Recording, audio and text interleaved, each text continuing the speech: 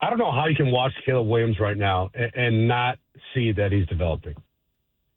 I mean, everyone has to see it, right? So if you don't see that, then you just don't want to believe it because he is being coached right now. Go back to the tape of the games earlier in the season and watch him compared to now. He is a different player. He is growing. He is showing that developmental arc at the position.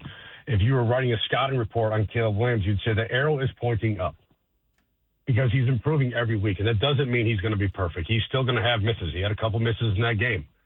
There's still mechanical issues he can get stronger at. But there's no question he is developing, and that's because of the coach you hired. Because I'll tell you what, I don't know who watched the Lions game on Christmas, but you can't tell me that Jared Goff is an impact by not having Ben Johnson there anymore. It's true. Very easy to see. And when we're, and I think, go ahead, Lawrence.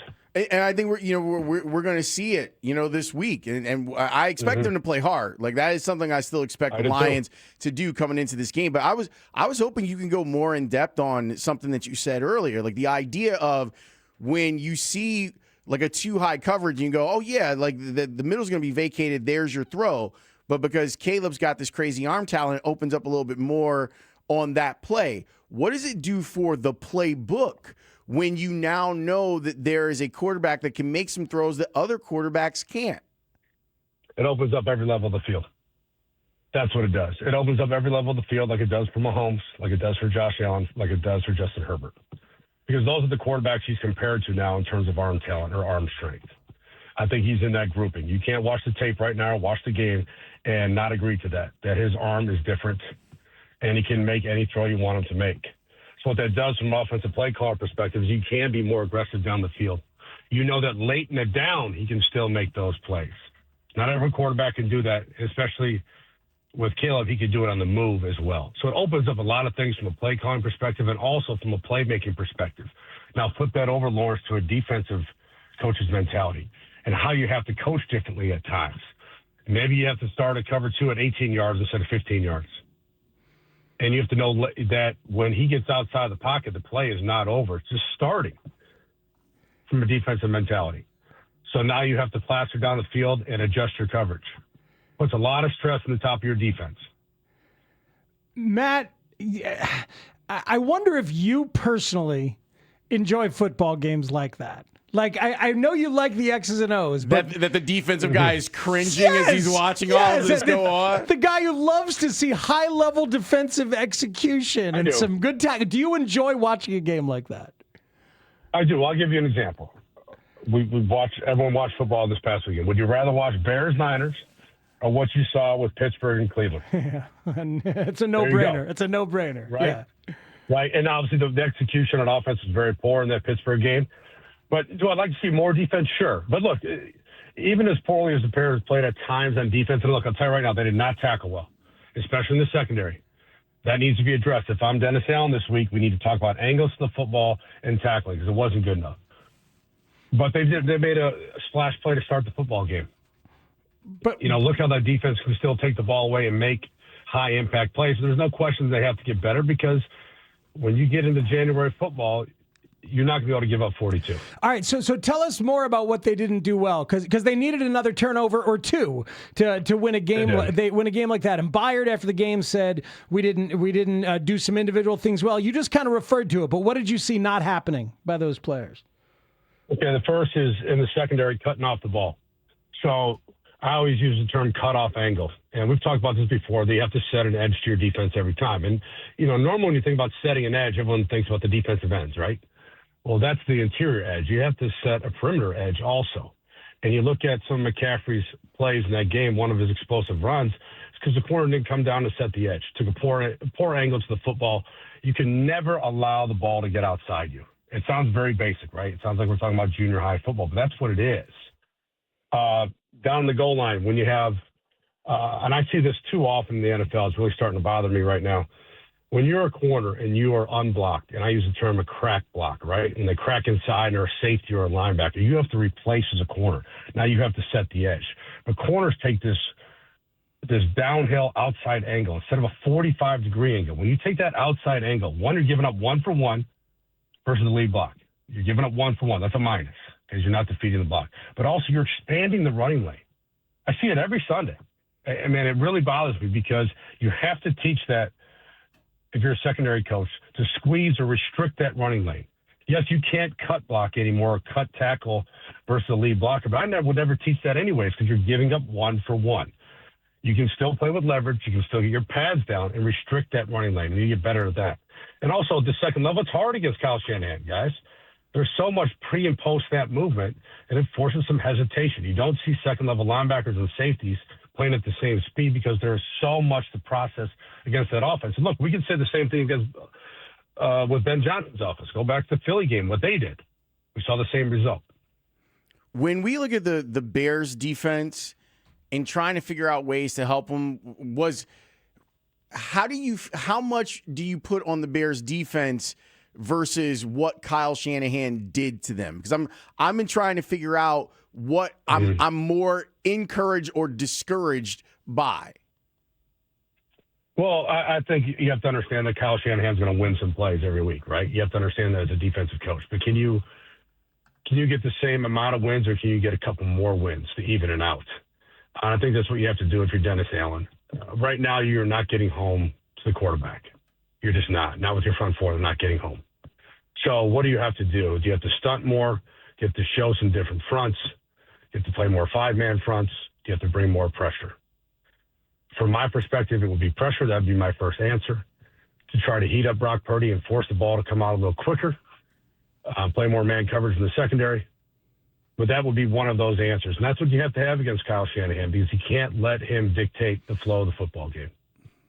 Boy, I wonder, Matt, if he was scared by what had happened at the hands of Jordan Love with, when there was pressure and he ended up in man. Yeah. If he just wanted to keep people back. Like, I'm sure that kind of thing can happen in a defensive coordinator's mind. And on paper, you have one of the best man coverers on your defense, but he's not himself right now. So, like, when you're trying to figure it out and say, well, yeah, let's go man, because I got Jalen Johnson. I got Jalen back. But this version of Jalen is not the same version that we've seen on film before. Right, and that could be part of it. And also, Pearsall is a very good route runner. Jennings is a very underrated route runner, very similar to a Jacoby Myers in his play style. Physical player who can work the middle of the field. But also, we don't have Kittle on the field. That's what would have played a little bit more man, right? But, on the flip side of that, though, if you're going to play man, who's your matchup for Christian McCaffrey? There's always ways to counter this, and I always use the term, the last person holding the chalk usually wins, right? When you're having a football discussion, because they'll have the last answer, right? But from my perspective, I would have been a little bit more aggressive. The last person on I love that. We're with Matt Bowen here on Spiegel and Holmes. Yeah, I mean, look, Matt, they're fifth worst against the run. Are the Bears. Fifth worst in total yards, but fifth worst against the run kind of freaks me out. And I feel like I saw TJ Edwards guessing wrong all night, but I don't know if I'm supposed to. When I look at those numbers and I look at the running success against them, should I be looking at the defensive line not being stout enough, or should I be looking at the linebackers who I like and admire not making enough plays in the run game? I think it's both, and you have to include the safeties and the corners too. I mean, if you're going to play good run defense, it's all 11. And look, we saw it 2 weeks ago with Green Bay. And Green Bay didn't have a lot of explosive runs, but they were methodical with the football and moving the Bears off the line of scrimmage. And that's where it starts. Can you win at the point of attack? Can you create penetration, A and B gaps? Do you have edge setters in your interior and on the perimeter?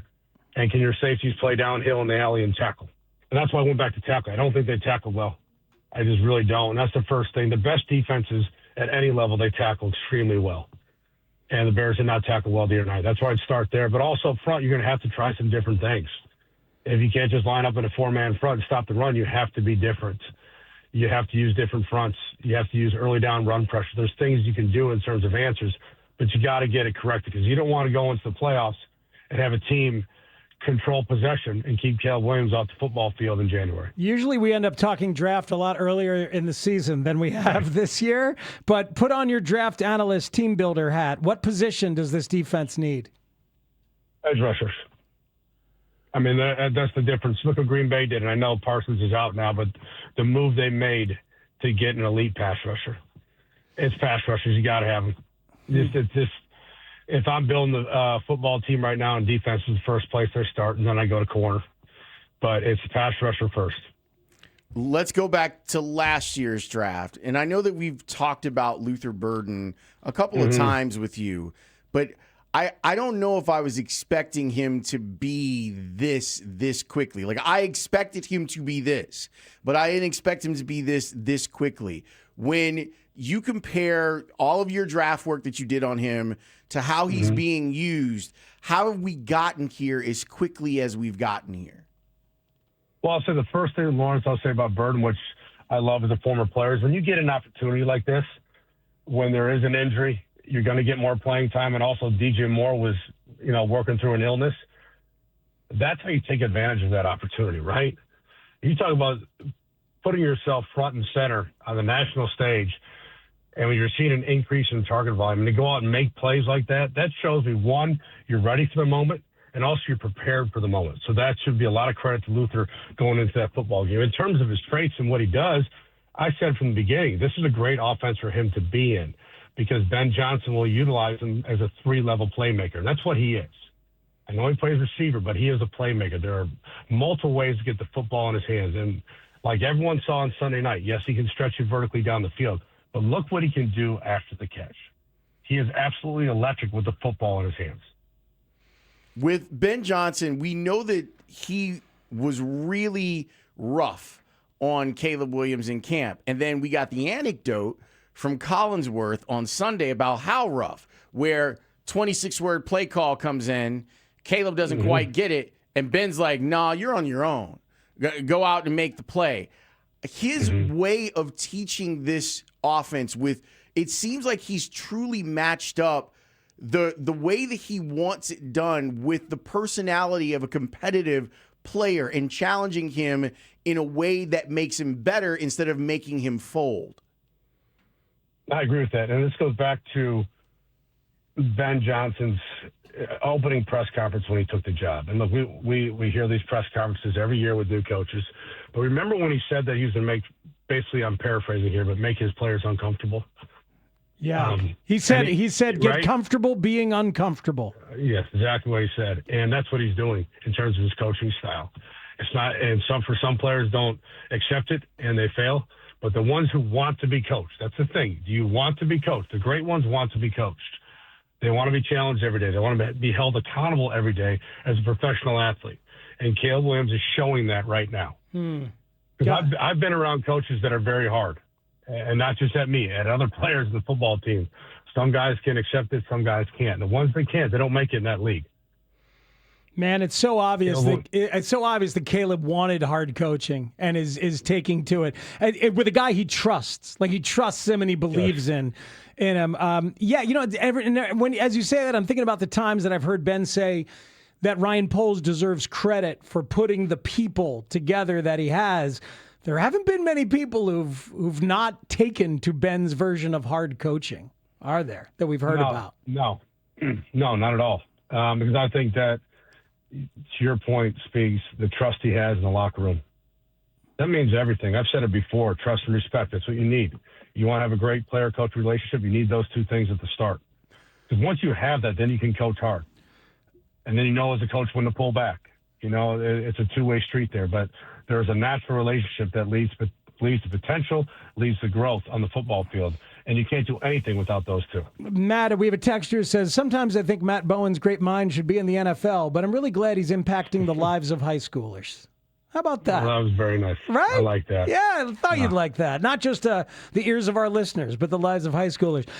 Speaking of that great mind, that was a catch last night, Matt, right? Not a catch. Puka Nacua. That's a give that it man that catch. It was a great catch. play by the DB. It floats in the air for a split second, but he still comes down with it. It never hits the ground, Matt. Come on. I know. Some of these rules, and I'll say this, because most of the rules are designed for the offense to score points now, right? Very hard to play defense in the NFL these days. But in that situation, it goes back to everything. I go back to when you guys remember the game, the Calvin Johnson play versus the Bears. Oh, yeah. All right? Oh, yeah. I mean, there's sometimes you look at this game and you say, what are we doing? And I think that's one of those situations last night we said, look, I know what the rule says, but how can it not be a catch? Thank you. Yeah, but thank you. But you would have wanted that call if you were the DB. I guess I would have. Because that, the slow-mo of it, of him pulling his hand away from the ball is amazing. Everybody involved is an absurd level of athleticism. You're right. The throw. All of it. Like, it was beautiful play. Yeah, it was great stuff. And it was incomplete. Yeah, whatever. You know, the one thing I'll say, though, about that game last night, that shows you that I think this playoffs is going to be one of the most unpredictable we've seen in a long time. You know, that Atlanta team is playing for nothing. And the Rams are playing for a lot. And look what happened in that football game. Obviously, LA came back and had a chance to tie it late in the football game. But tell me who the favorite is right now. To win the Super Bowl. I don't know who it is. I don't know who it is either, but San Francisco living at home for the next month seems pretty scary to me. They do, but my point of all this is that the Bears are healthy. They can make a run in this thing. I don't know what that means, but they have just as much a chance as everyone else to win football games in January. I agree with you wholeheartedly on that. Matt, as always, we appreciate the time and the education, sir.